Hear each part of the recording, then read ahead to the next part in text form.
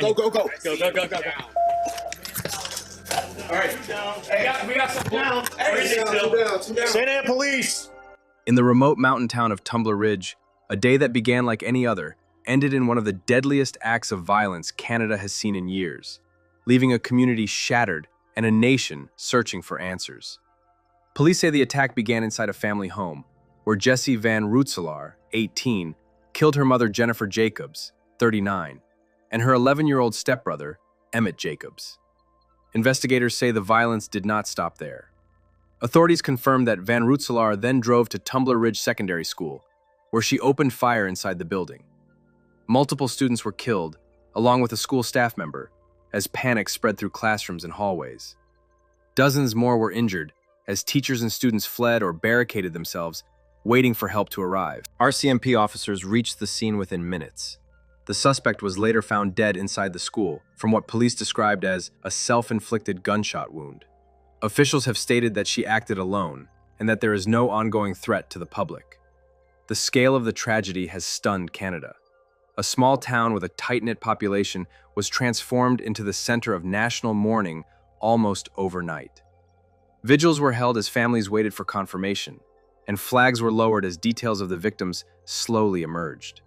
Investigators are now working to understand how a chain of violence that began at home escalated into a mass shooting at a school, and whether warning signs were missed along the way. While the motive remains under investigation, authorities have stressed that this was a single-actor attack with devastating consequences. This is not just the story of a mass shooting. It is the story of a family destroyed, a school turned into a crime scene, and a community forever changed by a few irreversible moments. Life in Tumbler Ridge has always been defined by familiarity. It is the kind of place where routines matter, where schools are more than buildings and neighbors are more than names. On the day violence erupted, nothing about the morning suggested what was coming. By nightfall, the town would be changed forever. Police say the first deaths occurred behind closed doors, inside a family home. There, Jessie Van Rootselaar, 18, killed her mother, Jennifer Jacobs, aged 39, and her 11-year-old stepbrother, Emmett Jacobs. Investigators have not released full details of what happened inside the house, but they have confirmed that the violence did not end there. What followed would unfold in public, in a place meant to be safe. After leaving the home, police say Van Rootselaar drove to Tumbler Ridge Secondary School. It was a regular school day. Students were in class. Teachers were doing what they always did, teaching, supervising, watching over children who trusted the walls around them. Within moments, that sense of safety collapsed. Gunfire inside the school triggered panic and confusion. Some students ran, others hid. Classrooms were locked as alarms spread and emergency calls flooded in. Parents across the town received messages they never expected to read, telling them the school was in lockdown. Many rushed toward the campus, only to be stopped by police setting up perimeters. RCMP officers arrived within minutes. Sirens echoed through streets usually quiet at that hour. Armed officers entered the school to secure the building, moving through hallways that had become scenes of terror. The suspect was later found dead inside the school from what police described as a self-inflicted gunshot wound. Authorities quickly confirmed that she acted alone and that there was no ongoing threat. The loss was staggering. 2 people were killed at the home. At the school, multiple students lost their lives, along with a staff member. Dozens more were injured, some critically. In a town as small as Tumbler Ridge, the numbers alone could not capture the reality. Almost everyone knew someone affected: a classmate, a teacher, a family friend. As the situation stabilized, attention turned to reunification. Parents waited at designated points, clinging to phones, scanning faces, hoping to see their children walk toward them. For some, that moment never came. The hours that followed were filled with grief, disbelief, and silence that words could not fill. By evening, the town gathered. Candles appeared outside homes and public spaces. People stood together, not speaking much, because there was little to say. The names of the dead were spoken carefully, with respect, each one representing a life that had ended far too soon. National attention followed quickly. Leaders across Canada expressed condolences. Mental health teams were sent to support students, families, and first responders. Schools closed temporarily as counselors worked with children struggling to understand what they had seen and heard. For many, sleep did not come easily in the days that followed. Investigators began the long process of reconstructing what happened. Multiple victims, a timeline that moved rapidly from a private residence to a public school. Police confirmed the identities of the victims at the home and acknowledged the scale of the loss at the school. They stressed that the investigation was ongoing and that determining motive would take time. What remained constant was the impact. Jennifer Jacobs was a mother. Emmett Jacobs was a child just beginning his life. The students and staff killed at the school were part of a daily rhythm that now felt impossibly distant. Their absence was felt in empty desks, quiet hallways, and routines that no longer made sense. In the days that followed, Tumbler Ridge leaned on itself. Teachers checked in on students. Neighbors brought food to grieving families. First responders, many of whom recognized faces at the scene, were offered counseling and time away. The town's closeness, once a quiet comfort, became essential. Across the country, parents watched closely. The images from Tumbler Ridge, police cars outside a school, children being escorted to safety. Questions followed, about warning signs, about prevention, about how something like this could happen in a place where people believed they were safe. For those who live there, the questions are deeply personal. The streets are the same, but they feel different now. The school will reopen, but nothing about it will feel unchanged. The story of that day is now part of the town's history, carried by everyone who lived through it. What police have confirmed so far establishes the facts. What the community carries goes beyond facts. It is grief, shock, and the slow work of healing after a single day. As investigators worked through the aftermath, the reality of what had happened settled heavily over Tumbler Ridge. The physical danger had passed, but the emotional shock was only beginning. Streets were quiet in a way residents had never experienced. Schools remained closed as authorities focused on safety, counseling, and the careful process of helping children and families cope with trauma. Police confirmed that the violence unfolded across 2 locations in a short span of time, leaving little opportunity for intervention before lives were lost. The RCMP began reviewing digital records, witness accounts, and timelines, working to understand how events escalated so quickly. Officials were clear about one thing: the suspect acted alone, and there was no ongoing threat. Beyond that, they urged patience as facts were verified. For families, patience was painful. Many spent hours replaying the day in their minds, when they last spoke to their children, when they received the lockdown alert, when hope gave way to fear. At reunification centers, counselors and volunteers offered support, knowing that some parents would leave with answers they never wanted. In the days that followed, grief took visible shape. Handwritten notes appeared alongside flowers and candles. School backpacks were placed near memorials, each one a reminder of routines that had ended abruptly. Teachers visited families. Coaches reached out to players. Clergy opened doors for anyone who needed a place to sit quietly and breathe. Mental health teams were brought in to support students and staff. For children especially, the trauma was layered. Some had heard gunfire. Others had hidden in classrooms. Many struggled with guilt, asking why they survived when friends did not. Professionals emphasized that healing would take time, and that reactions would vary widely, from silence to anger to fear. First responders were not spared from that burden. Many RCMP officers, paramedics, and firefighters who responded knew the school and the families involved. Some recognized names on class lists. Support services were extended to them as well, acknowledging that exposure to such scenes leaves lasting marks even on those trained to handle emergencies. Nationally, the attack prompted renewed conversations about violence, mental health, and prevention. Leaders spoke of solidarity with the community and pledged resources for recovery. Experts cautioned against rushing to conclusions about motive, noting that complex factors often intersect in acts of mass violence. Investigators echoed that restraint, focusing on evidence rather than speculation. For the families of Jennifer Jacobs and Emmett Jacobs, the loss was both public and deeply personal. Their names were spoken across the country, but their absence was felt most sharply at home, in empty rooms, unfinished conversations, and the sudden quiet of daily life interrupted. Community members rallied around them, offering meals, childcare, and presents when words failed. At the school, administrators faced the daunting task of planning a return.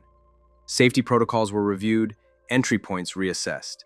Staff prepared to welcome students back into classrooms that would never feel the same.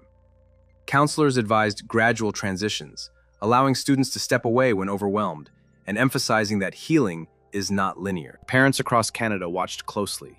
Many hugged their children a little tighter. The images from Tumbler Ridge, police tape around a school, students escorted to safety, lingered on screens and in minds. Questions followed about warning signs, access to weapons, and the role communities play in noticing distress before it turns catastrophic. Within Tumbler Ridge, those questions carried added weight. This was a place where people believed they knew one another. The realization that profound pain could exist unseen challenged that assumption. Community leaders urged compassion and vigilance, reminding residents that asking for help and offering support are shared responsibilities. As the investigation continued, officials provided measured updates, confirming numbers and reiterating that the suspect had died at the scene. They avoided releasing details that could inflame speculation or cause additional harm. The priority, they said, was accuracy and respect for the victims. What remained constant was the town's resolve to care for its own. Fundraisers were organized to support affected families. Counseling services were extended beyond immediate crisis response. Schools coordinated with health professionals to ensure long-term support remained available. Time moved forward, as it always does, but not without resistance. Each morning carried reminders, sirens replaced by silence, school buses parked, routines paused. Healing did not mean forgetting. It meant learning how to live with loss while honoring those who were gone. For Tumbler Ridge, the path ahead is long.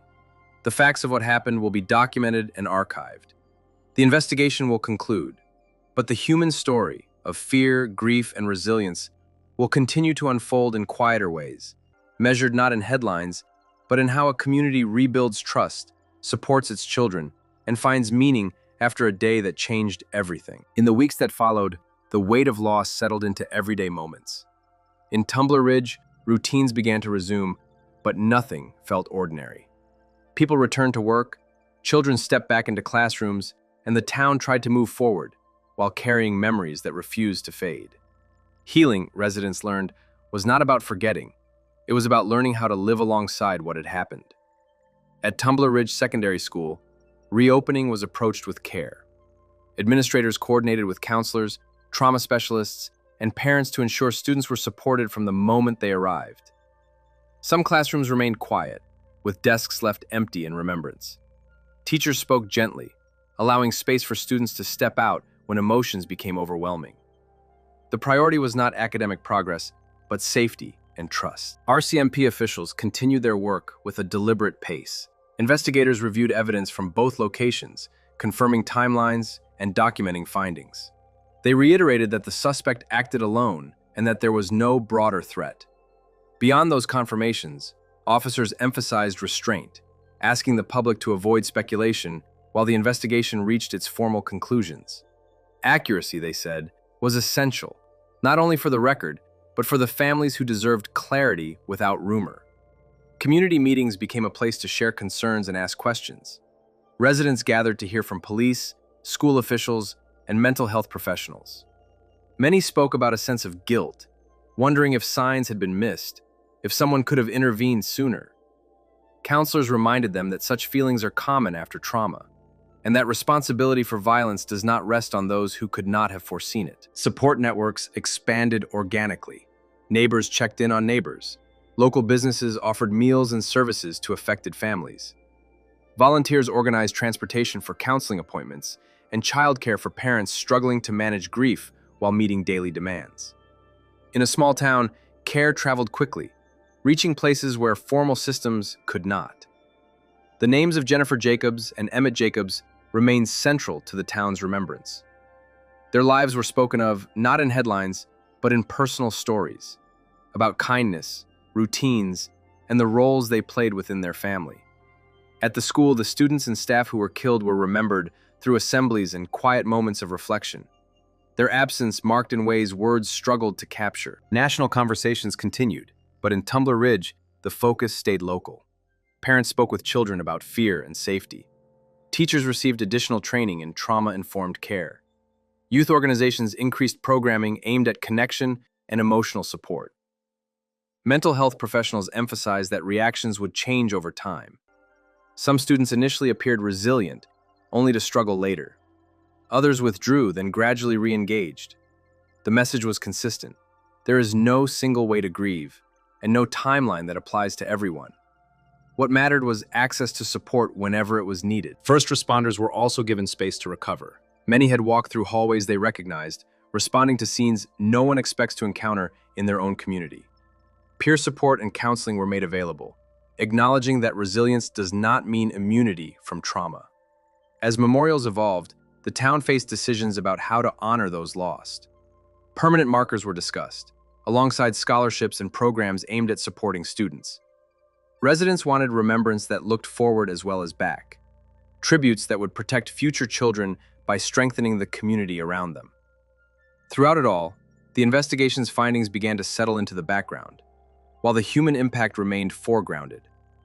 Facts matter, but for those who lived through the day, meaning came from connection, listening, showing up, and refusing to let grief isolate anyone. Parents across the region continued to follow updates, many reaching out to local schools to ask about safety measures and counseling resources. The ripple effects extended far beyond the town's boundaries, prompting renewed attention to mental health supports and crisis response readiness. In Tumbler Ridge, the work of rebuilding trust continues quietly. It appears in classrooms where teachers pause to check in. It appears in community centers where conversations linger a little longer. It appears in the understanding that safety is not only about systems, but about relationships, seeing distress, offering help, and staying connected. The town knows it will always carry the memory of that day, but it also knows it carries something else, a commitment to care for one another in the aftermath, to honor lives lost by strengthening the bonds that remain, and to move forward with empathy at the center of everything it does. In Tumbler Ridge, time has moved forward, but the memory of what happened has not faded. It lives in quiet hallways, in names spoken softly, and in the way the community now looks after its children with renewed care. The facts of the case are known: a chain of violence that began at home and ended at a school, lives lost in places meant to be safe, and a town left to absorb a shock that no community ever prepares for. What remains hardest to grasp is the human scale of the loss. Jennifer Jacobs was a mother whose life ended without warning. Emmett Jacobs was an 11-year-old whose future never arrived. At Tumbler Ridge Secondary School, students and a staff member were killed in a place defined by learning and routine. Families changed forever, friendships broken by grief, teachers carrying memories that will never leave. As the investigation confirmed timelines and responsibilities, the deeper work began elsewhere. Counselors continued meeting with students. Parents learned how to talk about fear without letting it take over.